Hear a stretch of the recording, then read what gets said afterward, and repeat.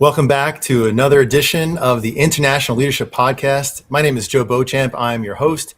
And today we have a very special guest, good friend of mine for about the last 7 years, Robert Esposito. He is the founder of Relocators as well as Nobody Move. Rob, why don't you go ahead and say hi to our audience? Thanks, Joe. Yeah, 7 years. Time flies. It's a pleasure Yeah, being here, and I look forward to it. Thank you for having me. thank you so much. So Rob, tell us, listen, you've got a remarkable journey when it comes to founding Relocators. Um, you were a teenager when you started it. You had like one truck. Tell us about how you started, when you started. Give us some background on Relocators. Sure. So my mother actually was one of the first estate sale companies on Long Island. She had cleaned out my grandmother's house when she had cancer and moved her out from Queens. And she put an ad in the paper just as a secretary at a medical office. Old stuff out brings the money in. Let us show you where to begin. And with that, the Depression era was really building at the time, downsizing. And she became one of like the first on Long Island. And to me, my little brother, it was shocking in our late teens. And when I was about 22, I borrowed $44,000 from my father, and I purchased a box truck because I was like assisting her on cleanouts. And I saw how fragmented the industry was as a whole, and I wanted to see if I can do something about it. Plus, my mother had a lot of work, so Great. So that was yeah, the founding of Relocators. relocated. I've Correct. seen some of the pictures. You look really Yes. young there at 22 years old. You got one truck, Shocking. Yeah. and that's pretty bold. Like, what gave you the boldness to like borrow 40? That must have been scary. Borrowing $44,000, buying a truck, starting a business. I'm sorry if I said that it was $4,000. Yeah, I know Oh, sorry, I four mumbled thousand. it. Okay, even 4,000. Yeah, Great. there was no 4,000. 44 4,000. at the time. Yeah. I was going to college. I was waiting tables. I was sick of it. I wanted to do something, and I just always had this like desire for, I guess, control and doing things my way.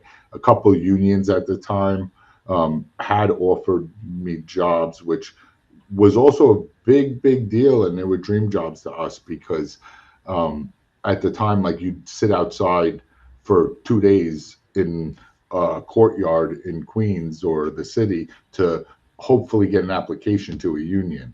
And I remember people thought I was crazy for not taking the job, but I wanted to, find my own path. And I guess when you have nothing, you have nothing to lose. So it was easier That's back then. I'll say that. that's a good point too. So I would say that probably most entrepreneurs, as you're growing, as you're starting your business, or you're thinking about starting the business, there's all those voices. Everybody's like, get a real job. Why don't you work for the union? I think the train station is hiring, or the post office, or one of these secure, like you're always going to have a job kind of uh, careers. And those are very tempting, but there's something about that entrepreneur that says, no, I'm not going to do this. I'm going to take the risk. Um, can you just tell us about like what was going through your head, like that experience of telling everybody, no, I'm going to do this on my own? And I couldn't agree more. I love that you said that. I think we're at such an interesting time right now with the whole AI thing. Like, I think even the people that were the naysayers back, like our parents, are like, well, do we even know if college is the right path? Like as a parent, I have a 9, 10, and 11-year-old, and I wouldn't think of sending them to college. And the way it was when we were children, it's get a union job or become a lawyer, become a doctor. And I don't know if any of us know right now what's going to be safe. And it's just about being like, you know, aware of what's going on. But back then, I just saw limits everywhere. And I knew if I did it myself, there wouldn't be a limit. I knew it wouldn't be as comfortable. But to me, it was like much more exciting to do it that way. And, thankfully, it's worked out so far. It's worked out through a lot of white Yeah. knuckling, a lot of grit, and a lot of Yes. sweat and some blood, I'm sure, and some tears over the course of time. Um, Yes. so now, much more recently, I remember going to your kickoff event. So Rob is a best-selling author of a book called Nobody Move. And it's kind of, I love that twist on the play of the words. You know, I own a moving company and I write a book called Nobody Move. Of course, the subtitle is without reading this book first. What inspired the Nobody Move concept? This is more than just a book. It's more than a concept. It's like a movement. It's a movement called Nobody Move. What inspired this? So, to the point of the podcast and your point, my initial reaction was I wanted to write a book for the young entrepreneur starting out, because you always hear the American dream is dead. And it's like, no, like, yeah, it might be harder in some areas, but imagine like if you had to go to the library and ask what the Dewey Decimal System was in order to look something up. Like, it's also so much easier. And for me, like, I wanted to write that book, but my career and my day-to-day life was way more pressing to me, and I was seeing much more of a bigger problem that I wanted to address, so I went that route first, and that's how Nobody Move came about. So tell us about this challenge, because this is not just for people in the real estate industry, for movers, for realtors. This is really I see this as something for the greater population, because we tend to we're not seeing our people, we're not seeing our customers. Tell us what's this biggest challenge that you saw that you're trying to answer with this Nobody Move movement? So my initial answer was that the fragmentation in the industry that I saw as a kid was really not the truth. It was the emotional pains that people feel. And I would say that is the truth, but even in the last 3 years, digging into Nobody Move, like, we've trademarked it as a standard now, as a missing standard in the real estate industry. And through my research, what I found is that there's a common phenomenon in complex systems when infrastructure is built, that they're built to perform a narrow function and they fail to support their actual reason for existence. And you see it in the military with reintegration. You see it in airlines. You see it in surgery. You see it in universities. And all these other major infrastructures have tried to fix it. And I believe personally that the real estate industry, although I will tell you as a fact, it is the housing market in the US is the biggest financial market the world's ever seen, they knowingly don't want to fix it. And the powers that be. And that's where my battle lies, because like I said, with the business owner starting out with the book, you know, the agent, the good ones that are working hard every day, I don't feel like they're supported. And what it's doing to the consumers, I mean, it's 20 years of seeing the fallout that it's now become my life's mission.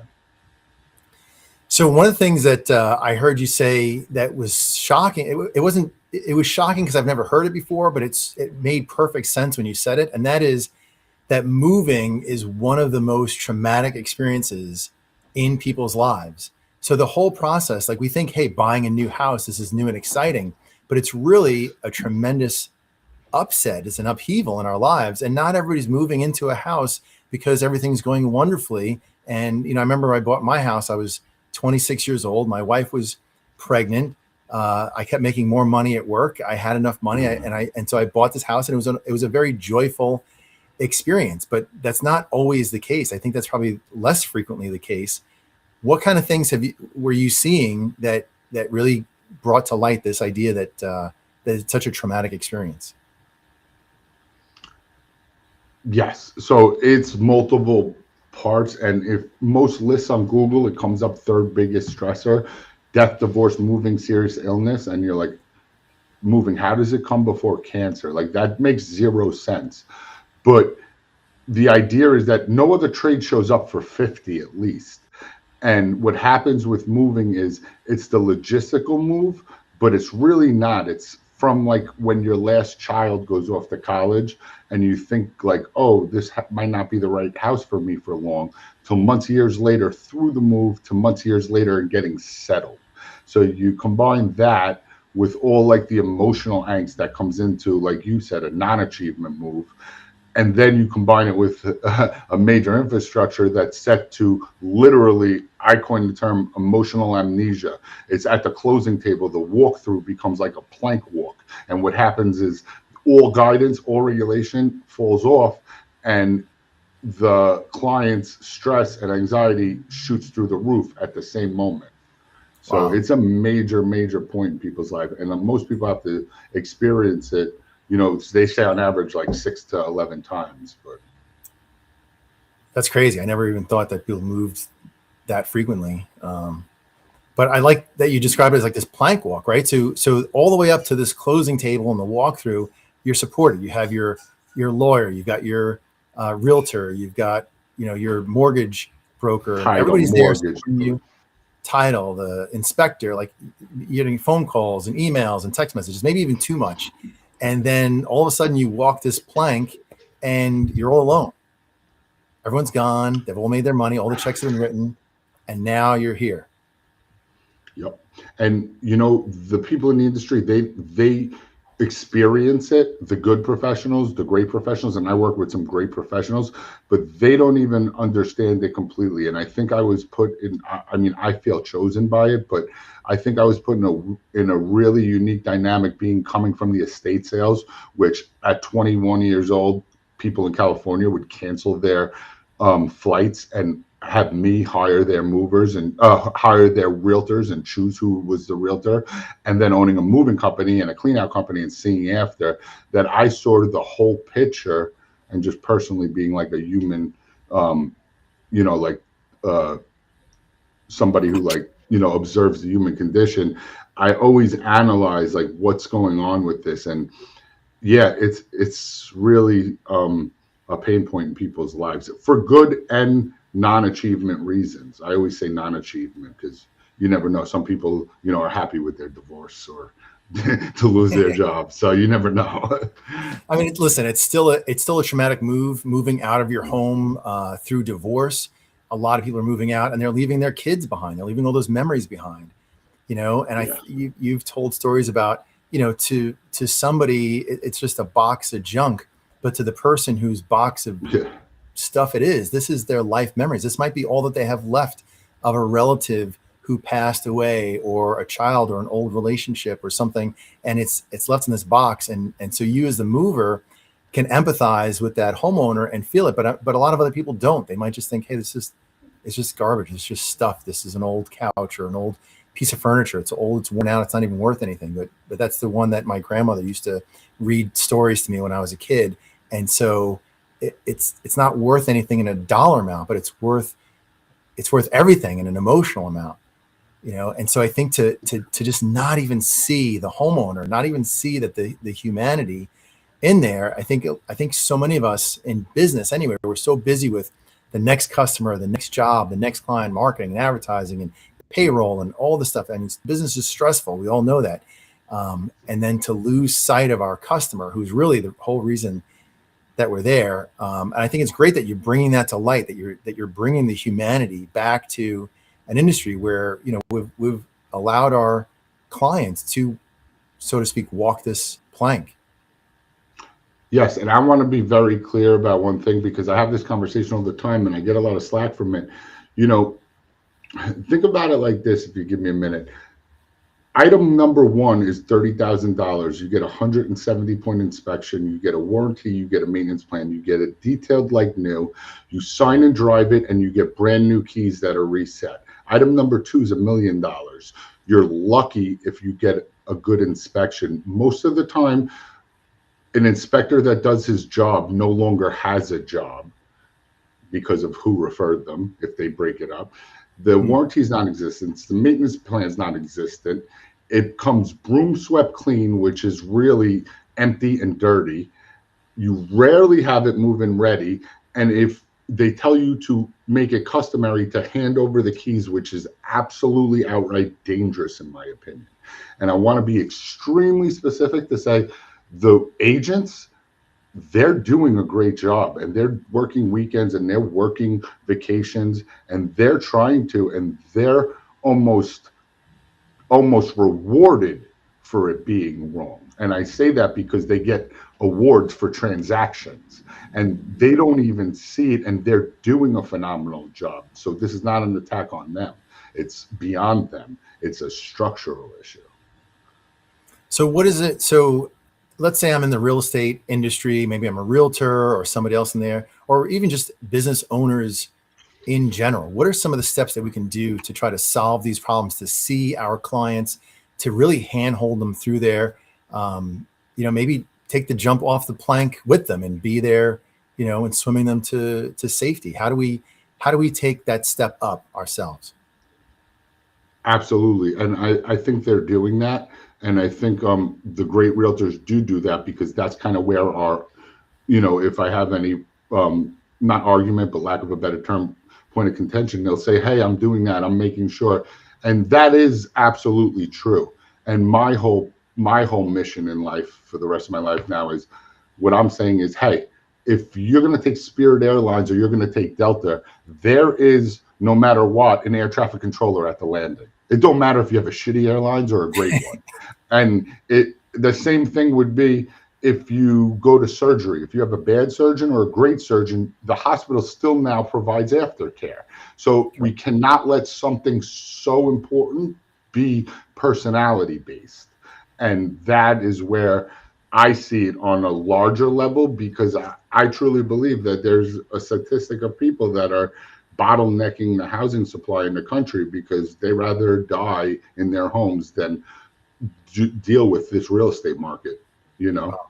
And there's a lot of signs. NAR put out a statistic 2 years ago that says 88% of the public would use their agent again, but only 12% to 18% actually do.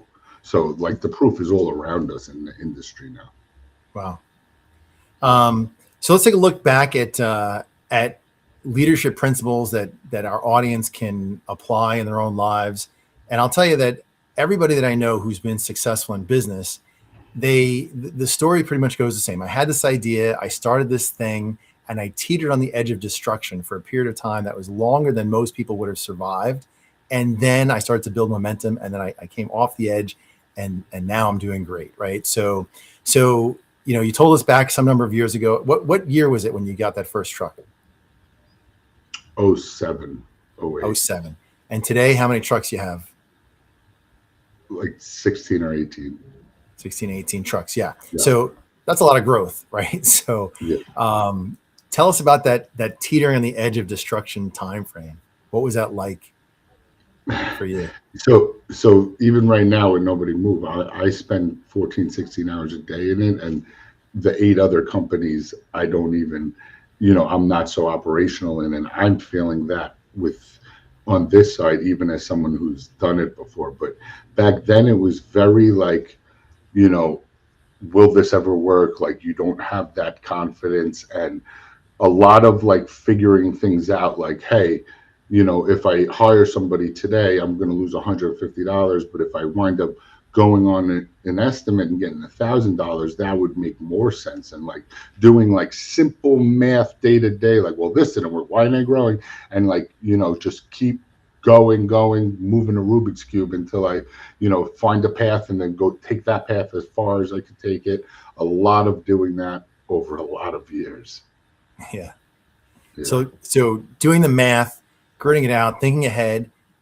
Did you take time aside? Did you like set aside time every day? It might have been like from midnight to 1 a.m. or something, but did you take time aside to just like separate from the business and kind of take the high altitude approach and look down and see the big picture of your business to make those decisions? Yes, a lot of looking outside, like, well, how is this person the CEO of Apple? Or, a lot of audio books to like figure out, like, well, why am I having this problem? What do I need to do differently in order to, make this work? How have other people done it? And I would say mentors and emulating people that I saw that were doing what I wanted to do, and a lot of audiobooks. Whenever I was driving around while I was working, I would have an audiobook playing and things like that. That's awesome. That's a common thread. Audiobooks have been life-changing for me. I think you know that. Over these years, the ability to listen while I drive, while I take a shower. I've ruined a phone by dropping it in the shower. I should have had one of those shower Bluetooth speakers, but Yeah. I had the phone on the shelf, and next thing I know, splat into some soapy water. Ugh. But yeah, painting the house, doing laundry, vacuuming, mowing the lawn, doing yard work. Anytime I could be listening to an audiobook, I'd be listening to audiobooks. And even now, I listen to audiobooks. I have 3 audiobooks I'm listening to, even in the past couple of days. So tell us some of your favorite, what do you think were the best audiobooks that were helpful to you that you can share with the audience? I would say number one, and I always have to go there, is The Alchemist. It's not business, but it's absolute like life's passion and what you're meant to be. And there's a lot of great principles. So I always say that to like make it as a baseline. And then Get Rich Dad Poor Dad. I right away Robert Kiyosaki taught me.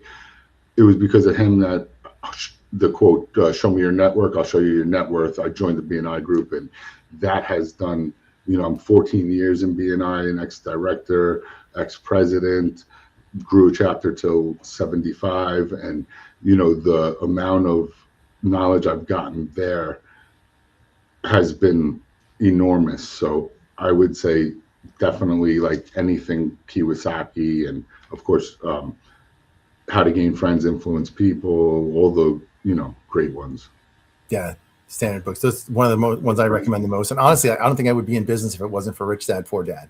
Of course, yeah. So Same. great books. What about mentors? How did you find mentors that you could trust, that would give you the time to spend with you?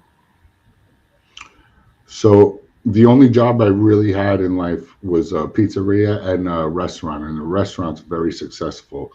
Vincent's Clam Bar, it's owned by 2 brothers who had done it. They were busboys, and I have to say both of them were incredible. They both sat with me after a waiting table shift, like when I first bought my box truck, and the stuff they said to me, I still think about. I'm applying it to Nobody Move Now, and like now one of them and myself are partners. We own a lot of commercial buildings together, and just there was always a teacher when the student was ready. There were even customers that were in business, or customers that were in business that I was moving and downsizing, not because their kids were older, because their business failed. They would give me advice as it came. So anytime somebody met me and we talked for a minute, they were giving advice. And I would say to the young business owner that's watching, like, you always want to know who's giving you the advice, because bad advice is great too. You just got to know that it's bad advice and that it's not what you want. But right. People were always looking to help, in that aspect. So yeah, topic of bad advice. Understand, we all know. I don't know that anybody knows the true statistic, but at least half of businesses are going to go out of business from within the first 5 years of when they open, and so that means that at least half the advice out there is actually not good advice, right? Because you're getting it from sources that aren't growing. They're going to end up out of business. You surpassed that 5-year, 10-year. We say you started. When 2006 you started? Oh, 08, yeah, officially. 08. So you're at 18 years in business. Yeah. So hopefully you're safe from here on in. Yes. I'm at about when did I start? 2019. So I'm at the going on 7-year mark. So at least I beat that 5-year mark. So what about tell me about like paying it forward. So all these people were adding value to you, these mentors and stuff. What kind of things are you doing to mentor others? Do you have people that you've taken under your wing? So it's so funny. A lot of the things you say, and I remember when you were starting and the struggle you went through, and seeing you now, like on LinkedIn and seeing you on social media, I always smile. This bracelet, I wear it because it says engraved in it, pay it forward. And I gave it to a gift to Mike, Amoya, and Ron, who helped me get the book deal and then helped me with the commercial, and so graciously, because they believed in my passion. So I wore it saying I would always pay it forward too, and bought it from them. So I think, I'm sorry, I forgot the question, to be honest with you, because I was telling you the story about paying people.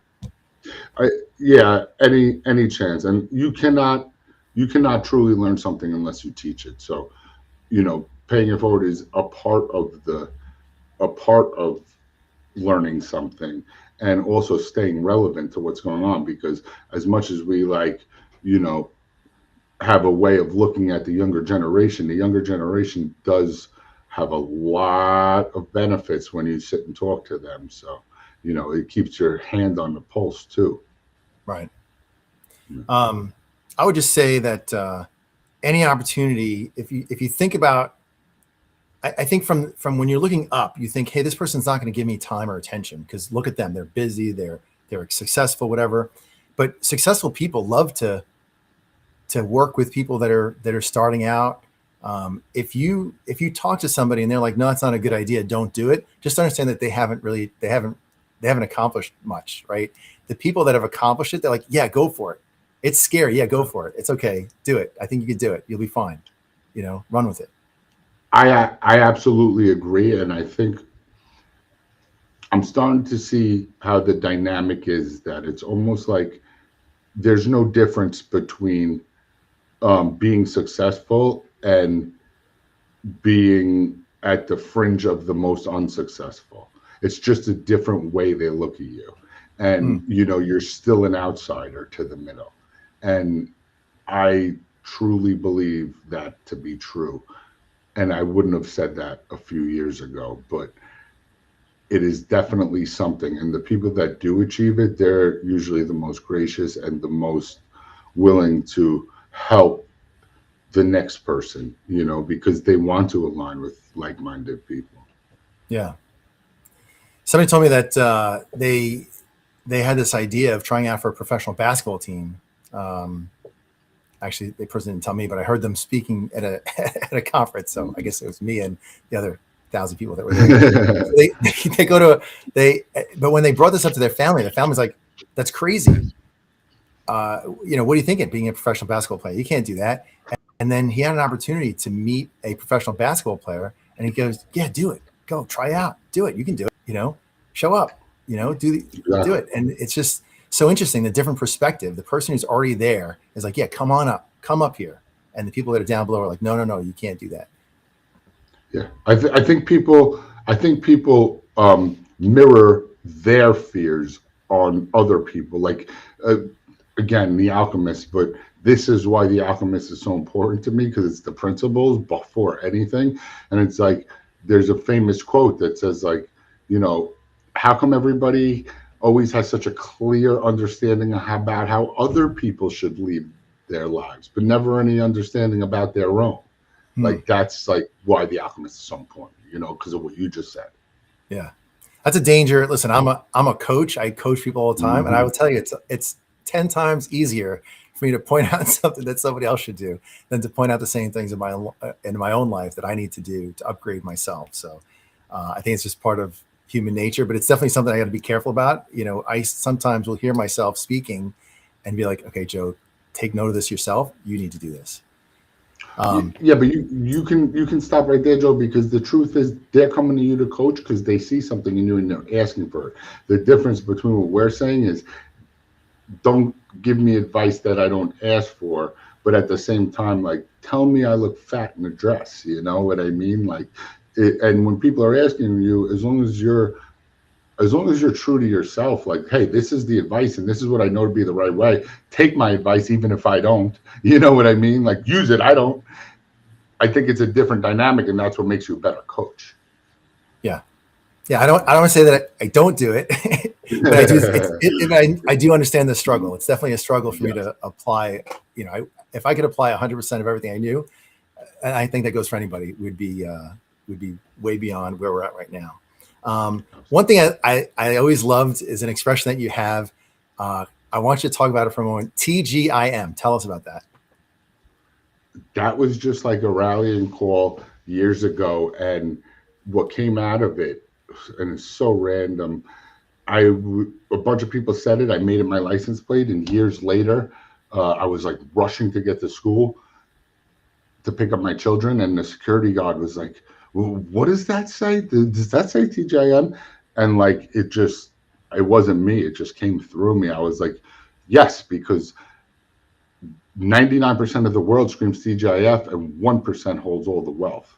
And that was it. Like, that was like, wow, I just figured out why I've been saying this for the last 4 years, you know? Yeah. So it was one of those, like, I'm a big believer in, like, you don't see you can't connect the dots going forward. You got to see them going backwards. And that's like a prime example of that.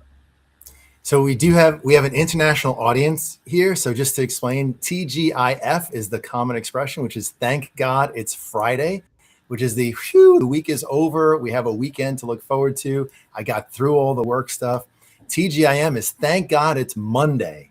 I have an opportunity to go back at it, make a difference, live a purpose, serve some customers, go out there and into the grind. It's a whole different perspective shift. And so that's the TGIM. Thank God it's Monday. Let's jump into this again. Let's do it. And that's honestly, I tell you that's changed me, that mindset. I wake up on Monday mornings, I'm like TGIM. I know that you and I used to actually, we would text each other TGIM, or there was a period of time that we were in that beat the sun up time frame that we were, messing each other. That was intense. Yeah. We're up before the sun is up. It might be easy to do now, but it's hard to do, come June, July, and August when the sun's up pretty early in the morning. Yes, that was a hard one. I remember that. Okay, moving forward, like if you could achieve anything in this next year, what would you see is like your purpose, your greatest impact, if you were to have all the impact that you want to have on the world? What does that look like? What's your mission in this upcoming year? I mean, I'm now completely what I see with Nobody Move, I am 1000% devoted to till death. Like, I don't care. I'll sacrifice everything. I'll lose everything. It doesn't matter to me. I believe it is a cause more important than anything, and that I was called upon to do it. And there's nothing I won't do. And there's never a time I'll stop. If I fail, I'll be dead. Because that's the only time I'd stop. Like, I don't care anymore about anything else. Because do you feel like you had that same? That's definitely that's definitely intense. Yeah. Did you have that same drive when it came to building your business, at least back in the beginning of Relocators? I don't know if I had the same drive, but I had the same, like, all right, just get up tomorrow. As hard as it got, I just kept going. Like, I had that part of it. Passion, as far as like seeing it, I don't know if I did. Like, one of the things that my mentor said to me, which I think would be very valuable, is like, it's almost like a staircase where, like, you don't know what the next, you know it's dark up there and you don't know what's up there, but every time you get to one step, it's a little lighter and you could kind of see the next step, and then you could just follow it up. Like with this, like, it's a totally different way, but it was the same. Like, they say, what do they say? If you're motivated, you feel it. If you're driven, you feel relief upon an achievement. And I would say I had that part. Like, I felt relief, like, okay, what's the next thing I got to do? That part was there, definitely. I was driven. Yes. So this is like a life mission, inspiration, which I think is great, because you're serving other people. You're using your experience, and it's a passion of yours, and you're seeing the value in really serving humanity. We're talking about the humanity level right here, at least here in the United States, how things are done here, as far as upgrading the care that we're taking for our customers. And I think that this goes beyond moving and beyond the real estate transactions, but it's really like taking a patient. I think I like your analogy when you said it's like taking a patient when the surgery's done. There's all kinds of aftercare, right? They're still in the hospital, they're still being cared for, and then they're sent home with a care plan. They've got follow-up, maybe physical therapy appointments or other types of things. They're cared for longer term. And a lot of businesses, we close the deal and we move on to the next person, and we kind of forget about our customer and their experience that they're having. Yes, and that's exactly what it is. It's the what I believe is missing is a post-close standard, and that's something that's repeatable and uniform throughout personalities and experience levels to provide consistent, you know, post-close care, whether it's, setting up utilities or managing all the issues that will arise throughout the process on a transition level, but ultimately to get to what's missing, which is the post-close part of it. Now, is that all answered in the book Nobody Move? Do you take that further? I know you have an app now, Nobody Move, the Nobody Move app. Um, Yeah, how I is that go. all like? If I'm somebody who's listening to this and I say, you know what, I'm interested. I want to take that next step. I want to be that. I want to be that professional that actually takes care of my clients. What does that person need to do? Well, I want to make sure to say that the professionals do want to take care, and they are. But I'm saying that it needs to be standardized. And what I mean by that is consumer first, repeatable, broker adoptable, aligned with vendors, and not interfere with their normal behavior. There needs to be a maximum minimum, and they could be measurable in operational performance and consumer experience. And they want to give that care. Right now it's none of these things, but it's everything. And in order to provide it as a standard, it's CRM infrastructure. I have closed source AI to all of my publishings, which gives you 24/7 emotional or logistical answers to your questions. It's 3 education modules, one professional based, one consumer based, and one on a higher level. And I have 2 education certificates that will be released soon, to make somebody a consumer advocate professional or a transitional expert. And it's all of those things. But you said something so important in the very beginning. It's also making sure that a client is not hurt by a well-intended misaligned professional.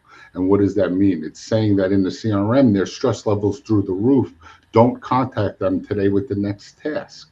Or at the open house saying, hey, I might I, I know you have the open house tomorrow, and I didn't hear you say you were going to go out to lunch or anything. And I just want you to know you've been here a long time. You raised your kids here. You might hear a bunch of stuff you don't like. That's okay. We all do. It's a laissez-faire um, structure as well. It's backing off as much as it is proactive. Okay, so these training courses are for the real estate professional that they're going to take training from you. Correct. It's education for real estate professionals, all real estate professionals, as well as consumer education. And we're reaching out to like libraries and schools and stuff to educate the consumer because, like I said earlier, I believe it's called high propensity. It's houses that are most likely to sell over the next 5 years. There's no mortgage. They've been there 30 years. Their kids are in college. Those houses, those people, if they're fearful of the real estate system or they don't know what to do, we're trying to pre-educate them prior. Hmm.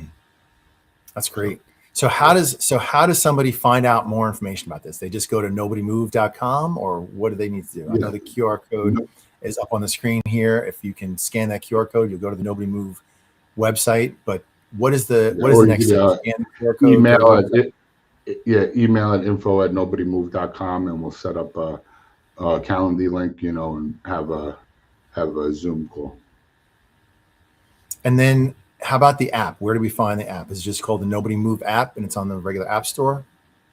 We're actually doing it based on brokers, and we're piloting in with agents right now to go through the process. So the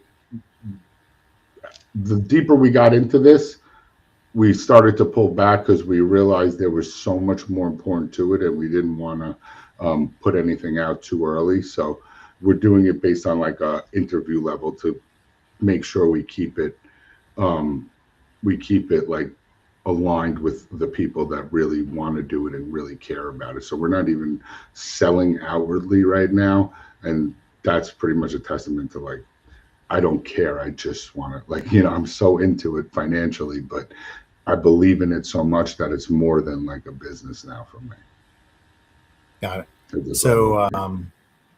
so So hopefully someday anybody this turns to interested? ROI. Right now, Of it's you course, yeah, investing, sowing. You're the farmer right now, plowing the field, planting the seeds, bringing the irrigation systems in, and it's yes, total blood, sweat, tears, and cash from right you. now, yeah, Funding and pushing this whole thing forward. I know you have a team of people that also joined on board with the Nobody Move um, yes.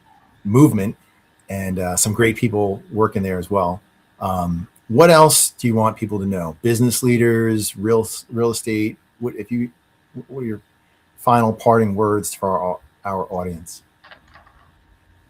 I would say that whatever people tell you, like whatever you deem as success is what your success is. You know what I mean? Like, as much as we talk about advice, everybody has a comment to say, you know, when it's not even advice. And you need to be secure with how you live your life, whether that's, you know, the amount of time you dedicate to your family, to your business, to your church or community. You know, like in networking, I always say you have your business group life, you have your business life, and you have your family and personal life. And I think keeping that the first priority is what's most important, how you align it. Right.